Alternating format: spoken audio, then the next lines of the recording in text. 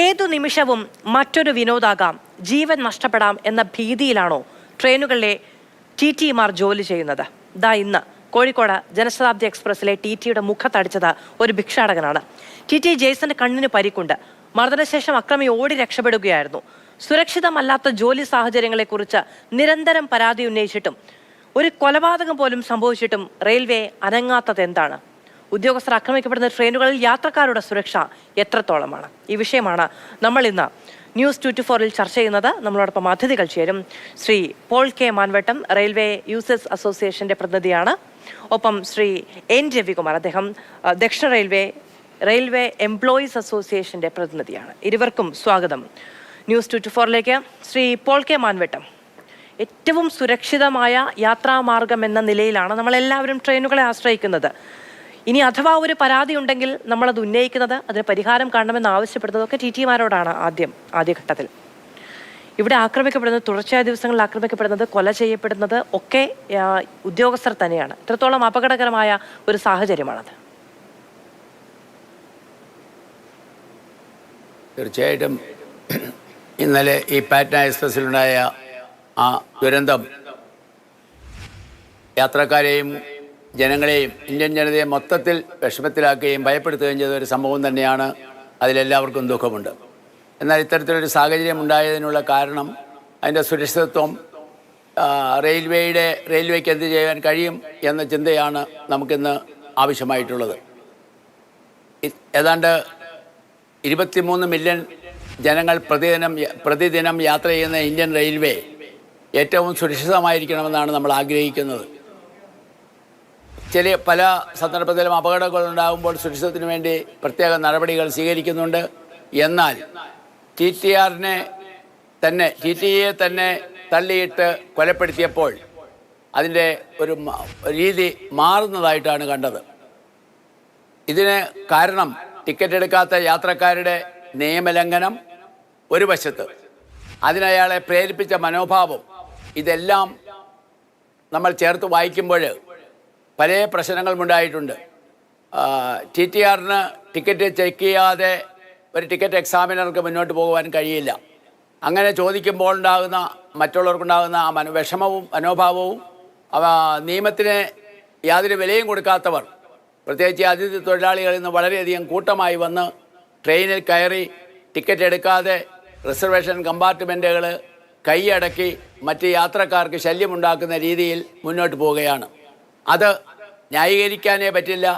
ഗോഹട്ടി, പാറ്റ്ന തുടങ്ങിയ മേഖലയ്ക്കുള്ള വടക്കേ ഇന്ത്യൻ ട്രെയിനുകളെല്ലാം അതിഥി തൊഴിലാളികളെ കൊണ്ട് തിങ്ങി നിറഞ്ഞാണ് പോകുന്നത്. അവർ ടിക്കറ്റ് എടുക്കാത്തതിന് ഒരു കാരണം ചിലരെങ്കിലും ചൂണ്ടിക്കാണിക്കുന്നുണ്ട്.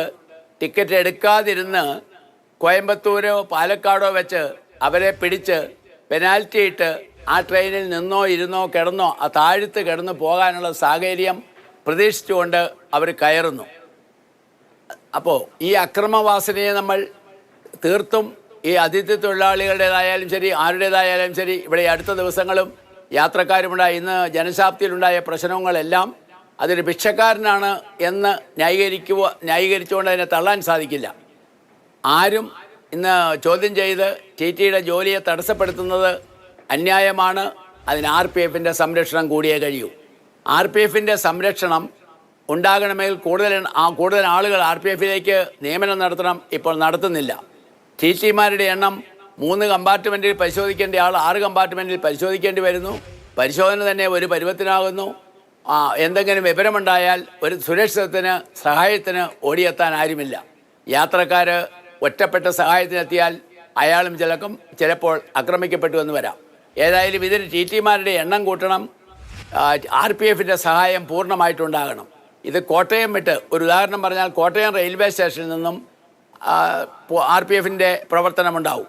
എന്നാൽ അടുത്ത സഹായം കിട്ടുന്നത് എറണാകുളം സ്റ്റേഷനിൽ വരുമ്പോഴാണ്. എറണാകുളം ടൗണിലോ എറണാകുളം നോർത്തിലോ. ഇതുപോലെ തന്നെ എറണാകുളം വിട്ടാൽ ആലുവ, തൃശ്ശൂർ, ബാക്കിയുള്ള സ്റ്റേഷനുകളിൽ ഇടയ്ക്കുണ്ടാകുന്ന സംഭവങ്ങൾക്കൊന്നും RPFൻ്റെ സഹായം നമുക്ക് ലഭിക്കുന്നില്ല. ഈ സഹായം ലഭിക്കാതിരുന്നാൽ കാര്യങ്ങൾ മുന്നോട്ട് പോകില്ല. പിന്നെ ഇതുപോലെ ഇവരെ ഇത്രയധികം ജീവനും ആരോഗ്യത്തിനുമൊക്കെ ഭീഷണി വരുന്ന തരത്തിലുള്ള ഇടപെടലുകൾ അത് വളരെ സ്വാഭാവികമായ രീതിയിൽ സംഭവിക്കുന്നുണ്ടോ? യൂണിയനുമായി ബന്ധപ്പെട്ട പ്രവർത്തനങ്ങൾക്കിടയിൽ ധാരാളം പേർ ഈ ഇത്തരം പരാതികൾ ഉന്നയിക്കാറുണ്ടോ? കേരളത്തിൽ നിന്ന് തന്നെ, മലയാളികളിൽ നിന്ന് തന്നെ സമാനമായ അനുഭവങ്ങൾ ഉണ്ടാകാറുണ്ടോ? അതോ ഈ മറ്റു നാടുകളിൽ നിന്ന് വരുന്നവരിൽ നിന്ന് മാത്രമാണോ ഇത്തരം ഭീഷണികൾ ഉണ്ടാകാറ്? അല്ല, ഇപ്പോൾ ഞങ്ങളുടെ സഹപ്രവർത്തകൻ അതിദാരുണമായി മരണപ്പെട്ടിട്ട് മണിക്കൂറുകളെ ആവുന്നുള്ളൂ. അത് ഒരുപക്ഷെ നമ്മൾ പെട്ടെന്നൊരു സംഭവിച്ചതല്ല. ഇത്രയും ഞങ്ങളെല്ലാം നടക്കുന്ന, ഞങ്ങൾക്ക് ജോലി ചെയ്യാൻ തന്നെ ഭയം ഉളവാക്കും വിധം ഭീകരമായൊരു സംഭവം. അത് ഓർക്കുമ്പോൾ തന്നെ ഇത് ഒരു ദിവസം രാവിലെ സംഭവിച്ചത് ഒരു പെട്ടെന്നൊരു ദിവസം ഒരു ആക്സിഡൻ്റലായ സംഭവം അല്ല. ഇത് കുറേ കാലങ്ങളായി വിവിധ തലങ്ങളിൽ രൂപപ്പെട്ടു വന്ന പ്രശ്നങ്ങളെല്ലാം ചേർന്ന് അതിൻ്റെ ഒരു മൂർത്ത രൂപമാണ് ഇന്ന് മിനിങ്ങാന്ന് അവിടെ ആ ട്രെയിൽ പാറ്റ്ന എക്സ്പ്രസ് നടന്നിട്ടുള്ളത്. അതിനാധാരമായ എല്ലാ വിഷയങ്ങളും ഓരോ ഘട്ടത്തിൽ നമ്മൾ ഉയർത്തിയിട്ടുള്ളതാണ്. ഇപ്പോൾ ഈ സൂചിപ്പിച്ച പോലെ പ്രധാനമായും ഒരു പ്രത്യേക മേഖലയിൽ നിന്നുള്ള ട്രെയിനുകളുടെ സ്ഥിതിയാണ് അതിനകത്ത് എടുത്തു പറയാനുള്ള കാര്യം. അവിടെ എന്താ പ്രത്യേകത എന്ന് വെച്ചാൽ, നമ്മൾ ഇത്രയും കാലം ധരിച്ചിട്ടുള്ളത് കേരളത്തിൽ ഓടുന്ന ട്രെയിനുകൾ, ട്രാവലിംഗ് പബ്ലിക് എന്ന് പറയുന്നത് കേരള സമൂഹത്തിൻ്റെ അല്ലെങ്കിൽ സൊസൈറ്റിയുടെ ഒരു ക്രോസ് സെക്ഷനായിട്ടാണ് നമ്മൾ ധരിക്കുക. പക്ഷേ ഇപ്പോൾ ഒരു വ്യത്യാസമുള്ളത്, സ്പെസിഫിക്കായി പറയേണ്ട കേസ്, ഈ പറഞ്ഞ പാറ്റ്ന, ഗൗഹാട്ടി പോലെ നോർത്ത് ഈസ്റ്റേൺ സൈഡിലേക്ക് പോകുന്ന ട്രെയിനുകളിലെ യാത്രക്കാരെന്ന് പറയുന്നത് നമ്മുടെ കേരള സമൂഹത്തിൻ്റെ പൊതു സ്വഭാവം ഉള്ളവരല്ല. അവർ നീതിബോധമോ ഈ സാമൂഹ്യ മര്യാദകളോ ഒന്നും ഉള്ള ആളുകളല്ല. അവരുടെ ജോലിക്ക് വന്നു, തിരിച്ചു പോകുന്നു. ഈ യാത്രാ സൗകര്യം അവർക്ക് നമ്മൾ കാണുന്ന പോലെയല്ല അവരതിനെ കാണുന്നത്. എത്ര പേർക്ക് വേണമെങ്കിലും ഒരു കോച്ചിൽ കയറി യാത്ര ചെയ്യാം എന്ന അവസ്ഥ ഉണ്ടാകുന്നു. അവരതിൽ ശീലമായി, അവർക്കത് യൂസ്ഡായി. പക്ഷെ റെയിൽവേയെ സംബന്ധിച്ച്, റെയിൽവേ ജീവനക്കാരെ സംബന്ധിച്ച് ആ രീതിയിൽ അത് കണ്ടുകൊണ്ട് പോകാൻ കഴിയില്ല. ഇപ്പോൾ ഒരു കോച്ചിൽ റിസർവേഷൻ യാത്രക്കാർ മാത്രം, റെയിൽവേയുടെ ബേസിക് റൂള് തന്നെ റിസർവേഷൻ കോച്ച്, ഇപ്പോൾ സ്ലീപ്പർ കോച്ചിൽ 72 സീറ്റ് ആണെങ്കിൽ 72 യാത്രക്കാരെ അതിൽ ഉണ്ടാകാവൂ. പക്ഷേ ഇപ്പോൾ ഒരു പാറ്റ്ന എക്സ്പ്രസ് നോക്കിയാൽ നമുക്കറിയാൻ പറ്റും, മിനിമം 150 യാത്രക്കാരുണ്ടാവും. അത് റെയിൽവേയുടെ കൺസേൺ അല്ലാതായിട്ട് കുറച്ചു കാലമായി. കൺസേൺ അല്ലാതായി എന്ന് മാത്രമല്ല, ഈ 150 പേരിൽ കയറി അധികമായി കയറി 75 പേരുടെ പെനാൽറ്റി ഏണിങ്സ് റെയിൽവേ വരുമാനമായി കണ്ടു തുടങ്ങി. വളരെ അപകടകരമായ സ്ഥിതി അവിടെ കിടക്കുന്നത്. ഒന്നാമത്തത്. രണ്ട്, എണ്ണം ട്രാവലിംഗ് പബ്ലിക് നമുക്കറിയാം എണ്ണം കൂടുന്നു. ഓരോ വർഷം മിനിമം 10% എങ്കിലും ട്രാവലിംഗ് പബ്ലിക്കിൻ്റെ എണ്ണം കൂടുന്നുണ്ട്. റെയിൽവേയുടെ പെനാൽറ്റി ഏണിങ്സിൻ്റെ ക്വാണ്ടിറ്റി വർദ്ധിക്കുന്നത് 20 to 25% ആണ് ഓരോ വർഷവും. പെനാൽറ്റി ഏണിങ്സ് എന്ന് പറഞ്ഞാൽ പിഴ അടച്ചുണ്ടാക്കുന്ന വരുമാനം. ഞങ്ങൾ ഈ TT-മാർ വണ്ടിയിൽ കയറി പിഴ അടച്ചുണ്ടാക്കി കൊടുക്കുന്ന വരുമാനത്തിൽ വ്യത്യാസം 20% മുകളിലാണ്. അത് എവിടുന്ന് വരുന്നു ആലോചിക്കണം. അപ്പോൾ ഇറഗുലർ ട്രാവലിങ്ങിനെ, ടിക്കറ്റ്ലെസ് ട്രാവലിങ്ങിനെ ഇൻഡയറക്റ്റായി പ്രൊമോട്ട് ചെയ്യപ്പെടുകയാണ്. ശരിക്കും ഒരു വണ്ടിയിൽ റിസർവ് ചെയ്ത യാത്രക്കാരൻ കയറുന്നത് അവൻ സൗകര്യമായി യാത്ര ചെയ്യാൻ വേണ്ടിയാണ്. അത് ഈ പറഞ്ഞ ട്രെയിനുകളിൽ അത് വിഷയമല്ലാതായത് അവർക്ക് പരാതിയില്ലെന്നുള്ളതാണ്. ഒറ്റ പോയിൻ്റ് ആണെന്ന് പറയാനുള്ള റെയിൽവേക്ക്, അവർക്ക് പരാതിയില്ലല്ലോ. പക്ഷേ അപ്പോഴെല്ലാം നമ്മൾ പറഞ്ഞിരുന്നു, ഇത്തരത്തിൽ ഒരുപാട് കാലത്ത് മുന്നോട്ട് കൊണ്ടുപോകാൻ കഴിയില്ല, ഇത് പുതിയ പ്രതിസന്ധികളിലേക്ക് എത്തും. ആ പ്രതിസന്ധികളിൽ ഒന്നാണ് ഈ TT-മാരെ ആക്രമിക്കുക എന്നവർ പുതിയതായി കണ്ടെത്തിയ മാർഗം. അനധികൃത യാത്രക്കാർക്കെതിരെയോ അല്ലെങ്കിൽ ആപത്തുണ്ടാക്കാൻ ഇടയുണ്ട് എന്ന് തോന്നുന്ന ആളുകൾക്കെതിരെയോ നിയമ നടപടി അടക്കം കൈക്കൊള്ളുന്നതിനൊരു പേടിയൊക്കെ ഉണ്ടാകില്ലേ? അത് യാത്രക്കാരുടെ സുരക്ഷയെ കൂടി ബാധിക്കുന്ന ഒരു കാര്യമായി പരിണമിക്കും.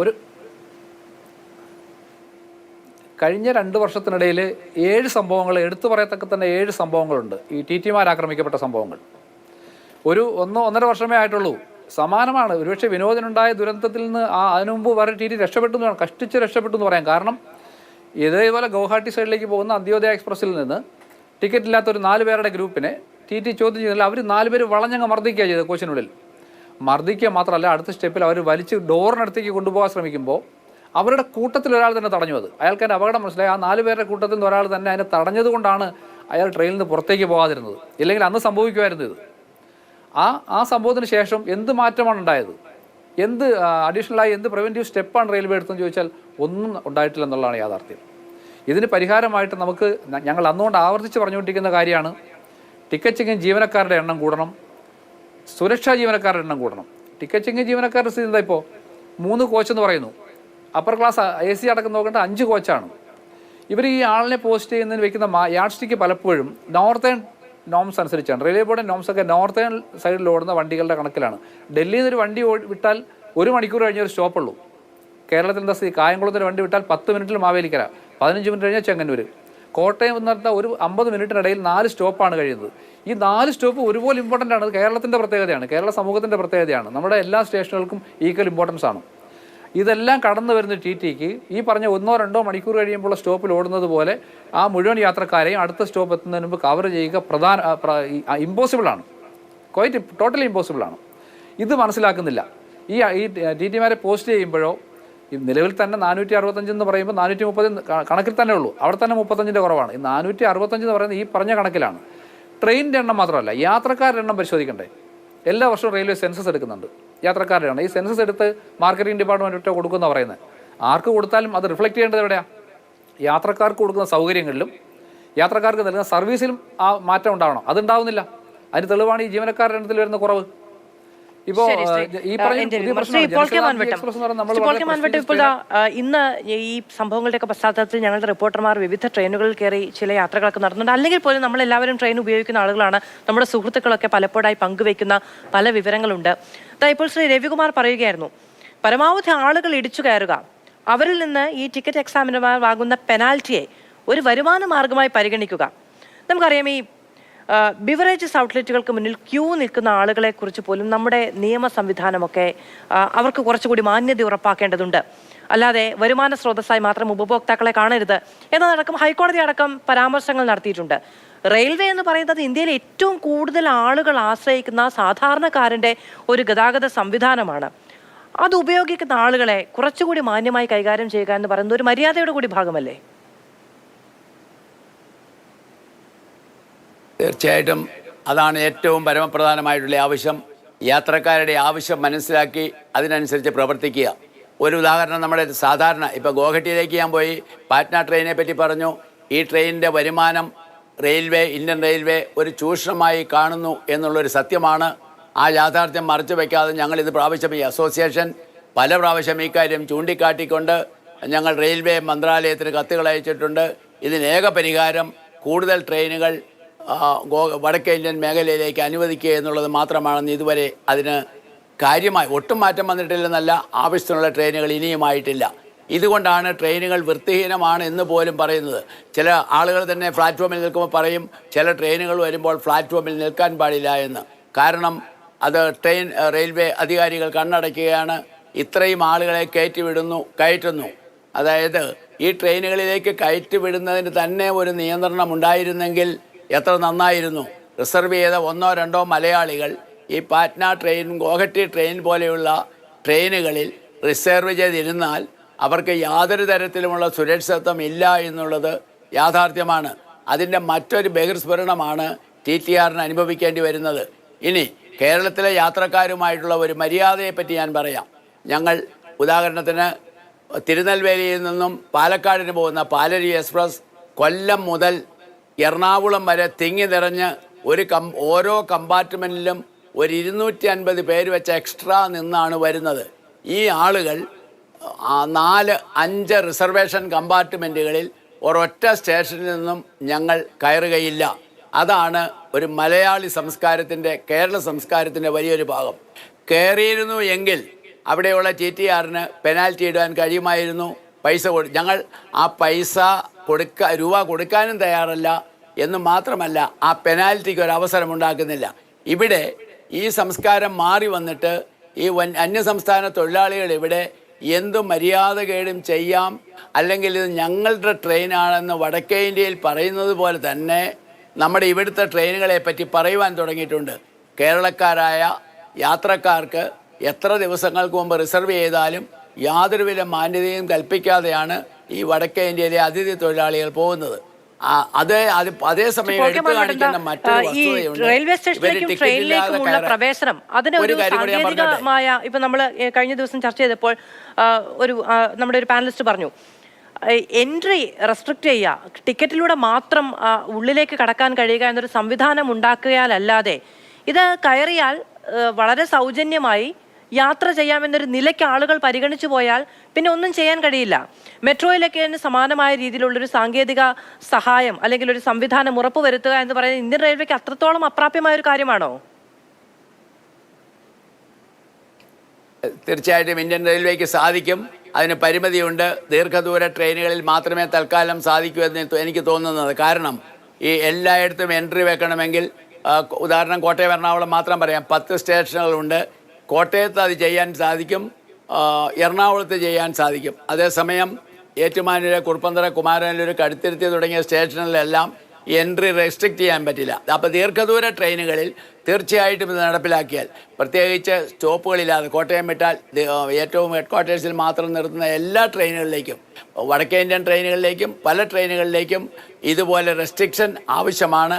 അതുപോലെ തന്നെ ഈ ടിക്കറ്റ് ഇങ്ങനെ 6 ദിവസം മുമ്പ് ടിക്കറ്റ് കിട്ടാത്ത ആ അതിഥി തൊഴിലാളിയെ പറ്റി ചിന്തിക്കണം. ഇവിടെ വന്ന് കഷ്ടപ്പെട്ട് ജോലി എടുക്കുന്നുണ്ട്, മുഴുവൻ പണിയെടുക്കുന്നുണ്ട്. ആ പണിയെടുക്കുന്നവർ മര്യാദകൾ ചെയ്യുന്നുണ്ട്, നിയമം ലംഘിക്കുന്നുണ്ട്. എന്നാൽ ഒരു 10 ദിവസം മുമ്പോ 20 ദിവസം മുമ്പോ അവർ ടിക്കറ്റ് എടുക്കാൻ ചെല്ലുമ്പോൾ അവർക്ക് ടിക്കറ്റ് കിട്ടുന്നില്ല. അങ്ങനെ അവർ മടങ്ങിപ്പോകുന്നു. 2 പ്രാവശ്യം ചെല്ലുമ്പോഴും കിട്ടാതെ വരുമ്പോഴാണ് അവർ രണ്ടും കൽപ്പിച്ച് പെനാൽറ്റി കൊടുത്ത് ഇത്തരത്തിലുള്ള സാമൂഹ്യ വിരുദ്ധപരമായ പ്രവർത്തനങ്ങൾക്ക് അവരെ പ്രേരിപ്പിക്കുന്നത് എന്ന് പറഞ്ഞാലും ഞാൻ ഈ കൊലപാതകത്തെ ന്യായീകരിക്കുകയില്ല, തള്ളിയിടലിനെ ന്യായീകരിക്കുകയല്ല. TTRമാർ സ്ട്രിക്റ്റായിട്ട് ചെക്ക് ചെയ്യണം, കാര്യങ്ങൾ വേണം. അതേസമയം തന്നെ എല്ലാവർക്കും, ഞാൻ കാക്കി ധരിച്ച 56 വർഷമായിട്ട് യാത്ര ചെയ്യുന്ന ഒരു സ്ഥിര യാത്രക്കാരനാണ്. കാക്കി യൂണിഫോം ധരിച്ച TTRമാരെ തന്നെ അവർ ഓടിച്ചിട്ട് ആളുകളെ പിടിക്കുന്നത് ഞാൻ കണ്ടിട്ടുണ്ട്. അന്ന് ടിക്കറ്റ് എടുക്കാതെ പോയ ആളുകൾ. കാരണം ആ കാലത്ത് നമ്മുടെ സംസ്കാരത്തിൻ്റെ ഭാഗത്ത് വളരെ തൊഴിലാളി ഇല്ലാതിരുന്ന സമയത്തും ടിക്കറ്റ് എടുക്കാത്ത ചിലരൊക്കെ ഉണ്ടായിരുന്നു. അവരെ ഓടിച്ചിട്ട് പിടിക്കുന്നത് കണ്ടിട്ടുണ്ട്. ചുരുക്കം ചില സന്ദർഭത്തിലെങ്കിലും TTRമാർ മര്യാദകേടായിട്ട് സംസാരിക്കുന്നതും അനുഭവപ്പെടുവാൻ ഞാൻ ദൃക്സാക്ഷിയായിട്ടുണ്ട്. ആ സമയത്ത് അവരെ ശാന്തരാക്കാനും യാത്രക്കാരെ ന്യായീകരിക്കാനല്ല, അല്ലാതെയും ചെയ്തിട്ടുണ്ട്.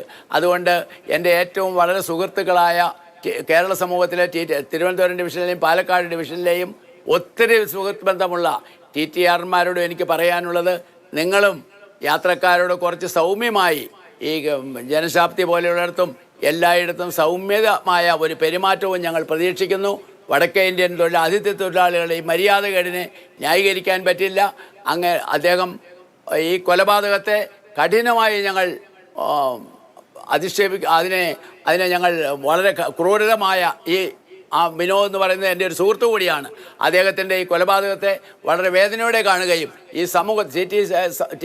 ഈ സമൂഹത്തെ ഞങ്ങൾ വളരെ ബഹുമാനത്തോടെ അവരുടെ ജോലിയിലുള്ള ബുദ്ധിമുട്ടുകൾ മനസ്സിലാക്കിക്കൊണ്ട് ഈ ദുരവസ്ഥ ഒഴിവാക്കുവാൻ ഇന്ത്യൻ റെയിൽവേ അടിയന്തരമായി ഡോറുകൾ പിടിപ്പിക്കണം, നിയന്ത്രണങ്ങൾ വരുത്തണം, കൂടുതൽ ട്രെയിനുകൾ വരുത്തണം. ഇവിടുത്തെ കേരളത്തിലും ആവശ്യമായ ട്രെയിനുകൾ വരുത്തണം. യാത്രക്കാരുടെ ബുദ്ധിമുട്ടുകൾ മനസ്സിലാക്കണം. സാധാരണഗതിയിൽ ഇത്തരം പല അക്രമ സംഭവങ്ങൾ ഉണ്ടായിട്ടുണ്ട്. അങ്ങ് തന്നെ 7 എണ്ണം കഴിഞ്ഞ ഒരൊറ്റ വർഷത്തിനിടയിൽ ഉണ്ടായിട്ടുണ്ട്, എടുത്തു പറയത്തക്കത് എന്ന് പറഞ്ഞു. പക്ഷെ അതുപോലെ റെയിൽവേക്ക് കണ്ണടച്ചു കഴിയാൻ കഴിയുന്ന ഒന്നാണോ സ്വന്തം ഒരു ഉദ്യോഗസ്ഥൻ കൊല ചെയ്യപ്പെടുക എന്ന് പറയുന്ന ഒരു സാഹചര്യം? അതിനെ തുടർന്നാണെങ്കിലും ചില മാനദണ്ഡങ്ങൾ, ചില പരിഷ്കരണങ്ങൾ, മുൻകരുതലുകൾ റെയിൽവേ സ്വീകരിക്കേണ്ടതല്ലേ? അത് നിങ്ങൾക്ക് റെയിൽവേയുമായുള്ള ആശയവിനിമയത്തിലൂടെയോ അല്ലെങ്കിൽ നേരിട്ടുള്ള ഇടപെടലിലൂടെയോ ഒക്കെ സാധ്യമാകുന്ന ഒന്നല്ലേ ഉള്ളൂ? ശരിക്കും ഒരു ടിക്കറ്റ് ചെക്കിംഗ് ജീവനക്കാരൻ്റെ ജോലി ഒരു ലോ എൻഫോഴ്സ്മെൻ്റ് ആണ്. ആ അർത്ഥത്തിൽ ശരിക്കും ട്രാവലിംഗ് പബ്ലിക്കോ റെയിൽവേ മാനേജ്മെൻറ്റ് പോലും അതിനെ കാണുന്നില്ല. ഒരു ലോ എൻഫോഴ്സ് ചെയ്യാൻ പോകുന്ന ജീവനക്കാരൻ നേരിടുന്ന പ്രതിസന്ധി പലതുമാണ്. ഈ റഫായിട്ട് പെരുമാറുമെന്ന് പറയുമ്പോഴും ഒരു ടിക്കറ്റ് ഇല്ലാത്ത ഒരാളിൻ്റെ പോക്കറ്റിൽ നിന്ന് പൈസ എടുക്കണമെങ്കിൽ റഫായി പെരുമാറേണ്ടി വരുന്നു പലപ്പോഴും. ഇപ്പോൾ TTക്ക് യാത്രക്കാരോട് മോശമായി പെരുമാറണം താല്പര്യമൊന്നുമില്ല. ലോ എൻഫോഴ്സ് ചെയ്യാൻ ശ്രമിക്കുമ്പോൾ യാത്രക്കാരിൽ നിന്നുണ്ടാകുന്ന ചെറുത്തുനിൽപ്പാണ് പ്രശ്നം. അതിന് ആനുപാതികമായ ആവശ്യമായ സുരക്ഷ അവർക്ക് ഒരുക്കാൻ റെയിൽവേക്ക് കഴിയുന്നില്ല. നമ്മൾ പോകുന്നത് ഇപ്പോൾ ഒരു ട്രെയിനിൽ കയറി കഴിഞ്ഞാൽ 1000 രൂപ ഒരാൾക്ക് പെനാൽറ്റി അടിച്ചാൽ ആ പൈസ വരുന്നത് നല്ലതുപോലെ പെരുമാറാൻ ആളോട് മാന്യമായ സൗഹൃദമായ പെരുമാറിയാൽ വരുന്നത് അപൂർവം ആളുകളിൽ നിന്ന് മാത്രമാണ്. ഇതിന് ആനുപാതികമായി സുരക്ഷ ഒരുക്കുക എന്ന ഒരു കർത്തവ്യം റെയിൽവേക്ക് നിർവഹിക്കാനുണ്ട്. ഇപ്പോൾ ഒരു ട്രെയിനിലും ട്രെയിൻ എസ്കോർട്ട് ഇല്ല. നേരത്തെ RPF ഉണ്ടായിരുന്നു. ഇപ്പോൾ GRP, റെയിൽവേ പോലീസ് കേരള പോലീസിൻ്റെ GRP ആണ് അപൂർവമായിട്ടെങ്കിലും ട്രെയിനുകളിൽ വരുന്നത്. മറ്റ് ട്രെയിനുകളിൽ സംവിധാനം ഇല്ലാതായി കഴിഞ്ഞു. അത് RPFൻ്റെ കുറ്റമല്ല. അവരുടെ 1970 സ്ട്രെങ്ത് വെച്ചാണ് ഇപ്പോഴും RPF വർക്ക് ചെയ്യുന്നവരാണ്. ഞാൻ മനസ്സിലാക്കിയാണ് RPFൻ്റെ 1970 സ്റ്റാഫ് സ്ട്രെങ്ത് ആണ്. 4-5 RPF സ്റ്റേഷനാണ് ഈ ഡിവിഷനിൽ അന്ന് ഉണ്ടായിരുന്നത്. ആ കാലത്തെ സ്ട്രെങ്ത് വെച്ചിട്ടാണ് ഇന്ന് 12 സ്റ്റേഷനുകളും 4 മറ്റോ ഔട്ട്പോസ്റ്റുകളുണ്ട് RPFൻ്റെ. പക്ഷേ ജീവനക്കാരെ ഡിവൈഡ് ചെയ്ത് കൊടുത്തു എന്നല്ലാതെ സ്റ്റാഫിൻ്റെ എണ്ണത്തിൽ വർദ്ധിച്ചിട്ടില്ല. ട്രെയിനിൻ്റെ എണ്ണം കൂടുന്നു, യാത്രക്കാരുടെ എണ്ണം കൂടുന്നു. ട്രെയിനിന് ആനുപാതികമായി മാത്രമല്ല, യാത്രക്കാർക്ക് ആനുപാതികമായി കൂടി ജീവനക്കാരുടെ എണ്ണം വർദ്ധിക്കണം. അതുണ്ടാവുന്നില്ല. ഈ സാഹചര്യത്തിൽ ഇപ്പോൾ ഒരു സംഭവം ഉണ്ടാകുമ്പോൾ തൽക്കാലത്തേക്കുള്ളൊരു പാച്ചപ്പ് വർക്ക് ചെയ്ത് അത് വീണ്ടും പഴയതുപോലെ ആകുന്ന അവസ്ഥയാണുള്ളത്.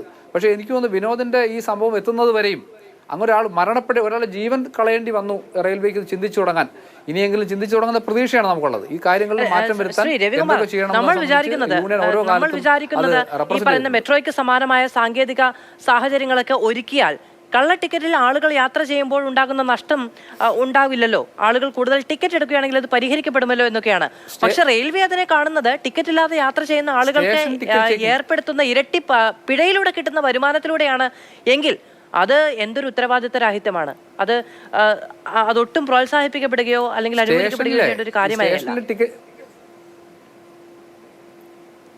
ഈ ആദ്യം റെയിൽവേക്ക് സ്റ്റേഷൻ ടിക്കറ്റ് ചെക്കിംഗ് സംവിധാനം ഉണ്ടായിരുന്നു. എല്ലാ സ്റ്റേഷനുകളിലും ടിക്കറ്റ് ചെക്കിംഗ് സ്റ്റാഫ് ഉണ്ടായിരുന്നു. അത് ലാഭകരമല്ലെന്ന് കണ്ടിട്ട്, അത് ആവശ്യമില്ല, അനാവശ്യ ചെലവാണെന്ന് കണ്ടിട്ട് എല്ലാ റെയിൽവേ സ്റ്റേഷനിലെയും ടിക്കറ്റ് ചെക്കിംഗ് സ്റ്റാഫിനെ മാറ്റുകയാണ് ചെയ്തത്. ഒരു റെയിൽവേ സ്റ്റേഷനിൽ ഇപ്പോൾ ചെക്കിംഗ് ഇല്ല. പ്രധാനപ്പെട്ട സ്റ്റേഷനുകളിലെങ്കിലും ആ സ്റ്റേഷൻ ടിക്കറ്റ് ചെക്കിംഗ് എന്നൊരു സംവിധാനം ഉണ്ടായിരുന്നെങ്കിൽ ഒരുപാട് ഇതിന് കുറവ് വരുത്താൻ കഴിയും. ആ ഒരു സംവിധാനം തന്നെ എടുത്തു കളഞ്ഞ റെയിൽവേയിൽ നിന്ന് മറ്റെന്താണ് പ്രതീക്ഷിക്കാനുള്ളത്? എന്താണ് വേറെ ഇതിൽ പ്രതീക്ഷിക്കാനാവുക? Railway onboard checking, onboard ticket ചെക്കിങ്ങും ഓൺബോർഡ് സെക്യൂരിറ്റിയും ഇംപ്രൂവ് ചെയ്യുക എന്നല്ലാതെ അതിന് വേറെ മാർഗമൊന്നും നമ്മുടെ മുന്നിൽ ഇപ്പോൾ ഇല്ല. ശരി, ശ്രീ പോൾ കെ മാൻവട്ടം, ഈ വനിതകളുടെ യാത്രയുമായി ബന്ധപ്പെട്ട പലതരത്തിലുള്ള ആശങ്കകൾ ഉണ്ടാകുന്നുണ്ട്. ഒന്ന്, നമുക്കറിയാം, ഈ ഗോവിന്ദസ്വാമിയുമായി ബന്ധപ്പെട്ട സൗമ്യയുടെ മരണമൊക്കെ ഉണ്ടാകുന്ന സമയത്ത് വനിതാ കമ്പാർട്ട്മെന്റിലെ സുരക്ഷ, കമ്പാർട്ട്മെന്റ് എവിടെ വേണം ഒരു ട്രെയിനിൽ തുടങ്ങിയ ഒരുപാട് നിർദ്ദേശങ്ങളൊക്കെ ഉണ്ടായിരുന്നു. പക്ഷേ ഇപ്പോഴും നമ്മുടെ റെയിൽവേ സ്റ്റേഷനുകളിൽ നിന്ന് ഒരാൾക്ക്, ഒരു ക്രിമിനൽ വാസനയുള്ള ഒരാൾക്ക് ഏത് സമയത്തും കമ്പാർട്ട്മെന്റിലേക്ക് ചാടിക്കയറാൻ കഴിയുന്ന സമാനമായ സാഹചര്യമൊക്കെയാണ് ഇപ്പോഴും നിലനിൽക്കുന്നത്. പലപ്പോഴും നമ്മൾ യാത്രക്കാരോട് ചോദിക്കുമ്പോൾ, നമുക്ക് പരിചയമുള്ളവരോടൊക്കെ ചോദിക്കുന്ന സമയത്ത് ഒരാൾ മാത്രമാണ് അല്ലെങ്കിൽ 2-3 പേർ മാത്രമാണ് ഉള്ളതെങ്കിൽ ആ കമ്പാർട്ട്മെന്റിൽ യാത്ര ചെയ്യാൻ പേടി തന്നെയാണ് എന്നാണ് അവരുടെയൊക്കെ ഒരു പ്രതികരണം കിട്ടുന്നത്. ഇതിനൊന്നും ഒരിക്കലും ഒരു പരിഹാരവും ഉണ്ടാകില്ലേ? തീർച്ചയായിട്ടും അത്തരത്തിലുള്ള പ്രശ്നങ്ങൾ ഉണ്ടാകാറുണ്ട്. അതിന് പരിഹാരമുണ്ടാകണം എന്ന് തന്നെയാണ് ഞങ്ങൾ ആഗ്രഹിക്കുന്നത്. ഒരു 2-3 സ്ത്രീകൾ മാത്രമേ ഉള്ളെങ്കിൽ ലേഡീസ് കമ്പാർട്ട്മെൻറ്റിൽ ഇരുന്ന് യാത്ര ചെയ്യുന്നത് ഒട്ടും സുരക്ഷിതമല്ല. എന്നാൽ ഏതെങ്കിലും കമ്പാർട്ട്മെൻറ്റ് കണ്ടുപിടിച്ച് ആളുള്ള സ്ഥലത്തേക്ക് വരാമെന്ന് വിചാരിച്ചാൽ അവർക്ക് വീണ്ടും സുരക്ഷിതമാകാത്തത് അവരുടെ യാത്ര ചെയ്യുന്ന ആ ഡെസ്റ്റിനേഷൻ വരെ ഈ പുരുഷ സമൂഹം കൂടെയില്ലാതെ അവർ വീണ്ടും മാത്രമാകുന്ന ഒരവസ്ഥയുണ്ടാകും. ഉദാഹരണത്തിന് എറണാകുളത്ത് നിന്ന് കയറുന്നവർ പിറവൻ റോഡിൽ ഇറങ്ങിയ, കുറുപ്പന്തറ ഇറങ്ങിയ കഴിഞ്ഞാൽ ആ കമ്പാർട്ട്മെൻറ്റിൽ കാലിയാകുകയാണെങ്കിൽ വീണ്ടും സ്ത്രീകൾ മാത്രമാവും. അതുകൊണ്ട് സ്ത്രീകളുടെ സുരക്ഷിതമായ യാത്രയ്ക്ക് വേണ്ടി RPFൻ്റെ എല്ലാ സഹായവും ഉണ്ടാകണം. RPFൻ്റെ സഹായമില്ലാതെ സ്ത്രീ സുരക്ഷിതത ഉറപ്പുവരുത്താൻ സാധിക്കില്ല. രാത്രികാലങ്ങളിൽ പ്രത്യേകിച്ച് രാത്രി 6 മണി കഴിഞ്ഞാൽ തീർച്ചയായിട്ടും സുരക്ഷിതമല്ല. സൗമ്യയുടെ കാര്യം തന്നെ ഫെബ്രുവരി 1 ഒരിക്കലും മറന്നിട്ടല്ല. അത് ആവർത്തിക്കപ്പെടുന്നുണ്ട് ചിലയിടത്തെങ്കിലും. പിന്നെ കൂടുതൽ ആവർത്തിക്കപ്പെടാതിരിക്കാനുള്ള സാഹചര്യങ്ങൾ ഉണ്ടാക്കണം. ഇതുപോലെ തള്ളിയിടലും മറ്റ് യാത്രക്കാരായിട്ടുള്ള തർക്കങ്ങൾ ഉണ്ടാകുകയും സ്വാഭാവികമാണ്. ഡോർ ഉണ്ടാകുക എന്നുള്ളത് കുറച്ച് സുരക്ഷിതമാണ്. ടോയ്ലറ്റിലേക്ക് പോകുന്ന സ്ത്രീകൾ തന്നെ തെറിച്ച് വീണ് മരണപ്പെടുന്നത് സ്വാഭാവികമായിട്ടുണ്ട്. അപ്പോൾ റെയിൽവേ ഡോറ് പിടിപ്പിക്കുന്ന കാര്യത്തിലും അതുപോലെ കൂടുതൽ ട്രെയിനുകൾ ആവശ്യമുള്ള മേഖലയിലേക്ക് പഠിച്ച് ട്രെയിനുകൾ ഇടുവാനും പെനാൽറ്റിയിൽ നിന്നുള്ള വരുമാനം കൊണ്ട് ആകർഷിക്കപ്പെടാതെ ഈ പെനാൽറ്റിയുടെ കാരണം എന്താണെന്ന് ചിന്തിച്ച് ട്രെയിനുകൾ കൊടുക്കാനുള്ള ബാധ്യതയും, അല്ലെങ്കിൽ ഇത്തരത്തിൽ ആളെ തിക്കി നിറച്ച് യാത്ര ചെയ്യാൻ അനുവദിക്കാതെ കറക്റ്റായിട്ട് ആ ട്രെയിൻ ക്ലോസ് ചെയ്ത് സ്റ്റേഷനുകളിൽ കൃത്യമായ നിയന്ത്രണങ്ങൾ ഏർപ്പെടുത്തിക്കൊണ്ട് വടക്കേ ഇന്ത്യയിലേക്കുള്ള ട്രെയിനുകൾ